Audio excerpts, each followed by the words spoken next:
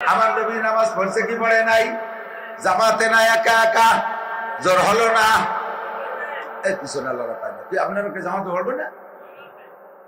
জামাতে বলবেন না মিয়া, আলহামদুলিল্লাহ ভর্তি দিছে পান না। ইন্টারভিউ নিলে এর ভিতরে 90% পাবলিক ফেল করবে, একও পাবে না। একা একা নামাজ পড়তে দাও, ইকামতের যে সুরত, হাইয়া আলা সালা না কই কয় আয়ুলাতে সালা, আয়ুলাতে সালা, আয়ুলাতের বালা, আয়ুলাতের বালা। এ তো শোনেন না, আমি শুনছি তো সব। বানাই কইল না, বানাতে গেলে পাবো কোন জায়গা? 4 বছর মস্ক করাইছে ইকামত শেখায়, আশহাদু আল্লাহ ইল্লাল্লাহ, আশহাদু আল্লাহ ইল্লাল্লাহ। পারেন ক্ষতি পারেন? সেই লোক জামাতে নামাজ পড়বে না। নামাজ পড়ছে আল্লাহর নবী জামাতে, লাস্টে যাইয়া 22 ওয়াক্ত আমার নবী মসজিদে যাইয়া ইমামতি করার শক্তি ছিল না। ওই 22 ওয়াক্তের ইমামতি করেছে সিদ্দিক আকবর আবু বকর। তবুও নবী ঘরে নামাজ পড়েন নাই। নবী আলাইহিস সালাম মসজিদে যাইয়া আবু বকরের পিছনে বইসা নামাজ পড়ছে। সিদ্দিকা আয়েশা বলেন, নবী আলাইহিস সালামের একেবারে মৃত্যুর আগে রক্ত ঈশার নামাজ, যেই ফজরের সময় হুজুর মারা গেছেন, ওই রাত্রের ঈশার নামাজ। হুজুর তখন কখনো হুশ কখনো বেহুশ। ইতিমধ্যে বিলাল আযান দিয়েছে, এই ফাঁকে নবী একটু হুশ হইছে, বলতেছি আয়েশা আমাকে ওযু বানাই দাও। আয়েশা বলেন, আমি পানি নিয়ে নবীকে ওযু বানাই দিলাম। ভাবলাম যে আজকে রক্ত বুঝি মসজিদে যাবে না, নবী মনে হয় ঘরে নামাজ পড়বে। অন্য ওক্তের মতো হুজুরকে ধরে নেওয়ার জন্য 2 জন সাহাবা আসলেন। হযরত আয়েশা 2 জনের একজনের নাম কইছে, একজনের নাম কই নাই। একজন হলো আব্বাস, আর একজন কয় আর একজন। হযরত আয়েশা বলেন, নবী আলাইহিস সালামকে ঘর থেকে যখন নিয়ে যায় শেষ ওক্তে ঈশার নামাজ পড়ানোর জন্য, হযরত আলীর কাঁধে এক হাত, হযরত আব্বাসের কাঁধে এক হাত, এইরকম বেঁকা হয়ে গেছে।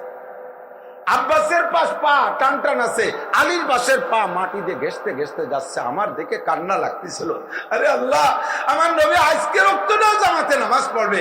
জামাতে নামাজের এতই গুরুত্ব, এমন অসুস্থ অবস্থায় তাও নবী মসজিদে যাবেন, একটা পা মাটিতে টানতে টানতে যাইতেছে। সিদ্দিকা আয়েশা বলেন, আমার চোখ দিয়ে পানি চলে আসছে। মসজিদে যাইয়া নামাজ পড়িয়া তারপরে আসলেন ঘরের মধ্যে। আসার পরে নবী পাক সাল্লাল্লাহু আলাইহি ওয়াসাল্লাম আমার কোলের ভিতরে, আমার রুমের মধ্যে ছিলেন, আমার ঘরে। আমার বড় ভাগ্য, মাতা রাসূলুল্লাহ সাল্লাল্লাহু আলাইহি ওয়াসাল্লাম, মাতা রাসূলুল্লাহ সাল্লাল্লাহু আলাইহি ওয়াসাল্লাম ফি হিজরি, আমার নবী মারা গেছেন আমার কোলের মধ্যে। আমার নবী যে রাত্রে মারা গেছেন, যেই রাত্রে, ওই রাতটা বাড়ি হিসেবে, স্ত্রীদের বন্টন হিসেবে আমার কাছে বাড়ি ছিল। হযরত আয়েশা বলেন, মাতা রাসূলুল্লাহ সাল্লাল্লাহু আলাইহি ওয়াসাল্লাম রিকুহুমা রিকি তাবাকা রিকুহুমা রিকি। আল্লাহ নবী ইন্তেকাল করে, মনে রাখেন, আল্লাহ নবী ইন্তেকাল করেছেন সেই রাত্রে আমার মুখের থুক আর আল্লাহর রাসূলের মুখের থুক এক জায়গা হয়ে গেছে। কিভাবে? হুজুর আমার কোলের ভিতরে বুকের সাথে টেক লাগাইয়া শুয়ে আছে। রাসূল বাইনা হাকিরাতি ওয়া যাকিরাতি, হুজুরের মাথাটা আমার থুতি আর আমার হলকমের এই মাঝখানে গলার সাথে লাগাই দিছে। আমি এমন করে জড়িয়ে ধরে রাখছি, কখনো উঠে বসেন, কখনো এলান দেন, উঠে বসেন, কখনো এলান দেন, এভাবে করতেছে। শ্বাস শুরু হয়ে গেছে, শ্বাস কখনো বেঁধে বেঁধে যাচ্ছে।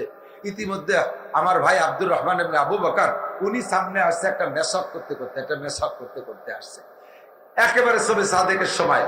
তো এই মেসাক করা দেখা নবী আলাইহিস সালাতু ওয়াস সালাম আব্দুর রহমানের দিকে বারবার তাকাচ্ছে, কিন্তু মুখ দিয়ে বলতে পারতেছে না, বারবার তাকাচ্ছে, কথা বলতে পারতেছে না, তাকাচ্ছে। তো হযরত সিদ্দিকা আয়েশা বলেন, ইয়া রাসূলুল্লাহ তাস্তাকু, হুজুর মেসাক করবেন? হুজুর চোখ দিয়ে ইশারা করলেন, হ্যাঁ মেসাক। মেসাকের এত ভক্ত। হুজুর বলেন, লাউলা আনা শুকরা উম্মতি লা আমারতুম বিসওয়াকি ইনদা কুল্লি সালাত, লাউলা আনা শুকরা উম্মতি লা আমারতুম বিসওয়াকি ইনদা কুল্লি ওযু। আমি যদি উম্মতের জন্য কঠিন মনে না করতাম, আল্লাহ পাক ফরজ করে দেবে এই ভয় যদি আমার না থাকতো, তাহলে আমি উম্মতের জন্য 5 ওয়াক্ত ওযুতে মেসাক করা ওয়াজিব করে দিতাম, নামাজে দাঁড়ানোর সময় মেসাক করা ওয়াজিব করে দিতাম। মেসাক এত ইম্পর্টেন্ট, ভেরি ভেরি ইম্পর্টেন্ট। মেসাকের প্রতি নবী পাকের মহব্বত আর দরদ বড় বেশি। আব্দুর রহমান ইবনে আবু বকরের মেসাকের দিকে আল্লাহ নবী বারবার চোখ তুলে তাকাচ্ছেন। আয়েশা বললেন, মেসাক করবেন। হুজুর ইশারা করলেন করব। খবর পাইয়া টের পাইয়া আব্দুর রহমান দৌড় মারছে মেসাক করার জন্য। আয়েশা বলছে যারে ভাই তাড়াতাড়ি যা, আমি এই 9 বছর নবী পাকের ঘরে দাম্পত্য জীবনে কখনো নবীর কোনো কথা আমি অমান্য করি নাই। আমার নবী দাবি করছে আর আমি পূরণ করি নাই, এমন করে দাবি নবীও করে নাই, আর এমন করে হুকুম আমার থেকে মিস হয়ে যায় নাই। মরণকালে আমার নবী মেসাক চাইছে, যদি দিতে না পারি রে আব্দুর রহমান, আমার আজীবনে এই সঙ্গে আমি আক্রান্ত থাকবো। আল্লাহু আকবার। আব্দুর রহমান দৌড় মারছে। ইতিমধ্যে আয়েশা তো বড় জিরাক আর সালাক আর হুঁশিয়ার। কথা বল, হযরত আয়েশা এত বড় আলেমা, এত বড় মেধাবী। আবু বকর, ওমর আব্বাজান আর তাওই সাহেব দুইজন রাদিয়াল্লাহু তাআলা আনহুমা। আবু বকর তো বাপ আর ওমর হলো তাওই, কারণ হযরত ওমর রাদিয়াল্লাহু তাআলা মেয়ে হাফসা হুজুরের স্ত্রী আয়েশার সতীন, সেই দিক দিয়ে রিশতায় তাওই। এই দুইজন জলিলুল কদর শ্রেষ্ঠ দুই সাহাবী শরীয়তের কোন মাসালায় আটকে গেলে আর কাহারো কাছে যাইতেন না, আগে যাইতেন আয়েশার কাছে। আয়েশার কাছে সব সমস্যার সমাধান পাইতো। হুঁশিয়ার মহিলা, জ্ঞানী মহিলা। আল্লাহু আকবার। উনি আব্দুর রহমানকে ডাক দিয়েছে, ভাই আব্দুর রহমান, যাইস না আব্দুর রহমান, তুই মেসাক নিয়ে আসতে আসতে যদি ওই ফাঁকে আমার নবী দুনিয়ার থেকে চলে যায়, তখন আমার শোক থাইকা যাবে। তোর হাতে যে মেসাকটা আছে, এক পাশ চাবাইছিস আর এক পাশ ভালো আছে। ভাই হ্যাঁ ভালো আছে। ভাই তাহলে ওই ভালো পাশটা নবীকে দিয়ে মেসাক করাই। ওই ভালো পাশটা নবী পাকের হাতে দিয়েছে, হুজুর মেসাক করেন, সে পাশ তো চাবানো না।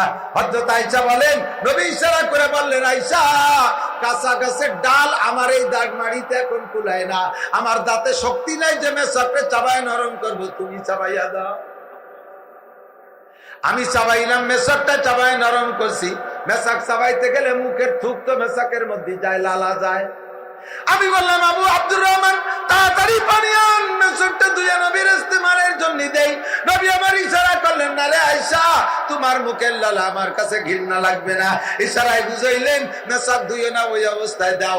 আমার লালা মেসাকের মধ্যে, সেই মেসাক দিয়ে আমার নবী মেসাক করলেন। তাবাকারি কুহুমারি কি, আমার মুখের লালা নবীর মুখের লালা, নবীর মৃত্যুর সময় তার মুখের মধ্যে। এই মেসাকের পরে নবী বললেন, আল্লাহুম্মা রফিকাল আলা, আল্লাহুম্মা রফিকাল আলা, আল্লাহুম্মা রফিকাল আলা। তিনবার বলার পরে আর নবী দুনিয়ার কথা বলে নাই। অর্থ হলো, রব্বুল আলামিন, তুমি আমার সর্বশ্রেষ্ঠ আলা, সর্ব উপরের বন্ধু তুমি, তোমার কাছে যাইতে জন্য আমি রেডি। এই কথা বলার পরে নবী পাকের জানটা চলিয়া গেল। কথাটা সামনের দিকে চলে আসছি, আমি মাঝের দিকে চলে যাই। কথাটা সেটা হলো, আমার নবী এই ওয়াক্তের পরে আর ফজরের নামাজ পড়তে পারেন নাই। এইটা ছিল ঈশার ওয়াক্ত। সে ওয়াক্তটা বিশ্ব নবী মুহাম্মদুর রাসূলুল্লাহ জামাতে নামাজ পড়েছে। বন্ধু, জামাতে নামাজ পড়েছে, আর তুমি মুসলমানের সন্তান হইয়া জামাতে নামাজ পড়ো না। আমাদের এই কুষ্টি আছে নেড়ার পীর, লালন শাহর ওই জায়গার ভক্ত, তারা খানকার মধ্যে বসে তাকে নামাজ পড়েন। সিজদা দেব কোন জায়গা? শয়তান সব জায়গা সিজদা দিয়ে নাপাক করে দিস। এই সিজদা দিলি নাপাক হয়নি? সিজদা নাপাক জায়গায় দেয়া যায়? শয়তান কি শয়তান হয়েছে সিজদা দিয়ে না না দিয়ে? টুকন আরে কথা কয় না, আপনার রস শুনতে দিতে পার না, আমার সাথে একটু ক্ষতি হবে। আল্লাহ, শয়তান শয়তান হয়েছে কি সিজদা দিয়ে না না দিয়ে? 8 লক্ষ বছর সিজদা দিছে, আল্লাহ তারে শয়তান কয় নাই, মাত্র একটা সিজদা মিস করেছে, শয়তান হয়েছে, ঠিক না? আর তাতে ওই নেড়ার পীর, ওই ভণ্ডরা নামাজ পড়ে না, কয় যে নামাজের মতো নামাজ জীবনে এক ওয়াক্ত পড়লেই হলো, সিজদার মতো সিজদা জীবনে একটা দিলেই হলো। আবার আশেকে রসুল, বিশ্ব আশেকে রসুল, এগুলো আশেকে রসুল না আশেকে শয়তান? একটু জোরে কান, আশেকে শয়তান। সিজদা না দিয়ে শয়তান শয়তান হয়েছে, ওগুলো সিজদা দেবে না। আরে ইবলিস তো এক সিজদা না দিয়ে শয়তান হয়েছে, তুই জীবনেও ফরজ নামাজে সিজদা দিতে, তাহলে তুই ইবলিস কয় ক্লাস উপরে শয়তান হয়েছে চিনতে হতে হবে। আমরা নামাজ পড়বো কোন জায়গা? মসজিদে। বলেন কোন জায়গা? একটুখান কোন জায়গা? এক ওয়াক্ত নামাজ মসজিদে পড়বেন, 527 ওয়াক্ত নামাজের সওয়াব পাবেন। সহজ ইনকাম, সহজ ইনকাম, একেবারে ইজি। হুজুর বলেন, আলামালু কালিল ওয়াল আজরু কাসীর। তোমরা আমার উম্মত হওয়ার কারণে তোমাদেরকে একটা পার্সোনালিটি আল্লাহ তাআলা দিয়েছেন, একটা সুযোগ আল্লাহ দিয়েছে। অল্প আমল করে বেশি নাকি বাবা, অল্প আমল করে বেশি নাকি? জামাতে নামাজ পড়বে মসজিদে, 527 ওয়াক্ত নামাজের সব এক ওয়াক্তের বিনিময়। সুবহানাল্লাহ।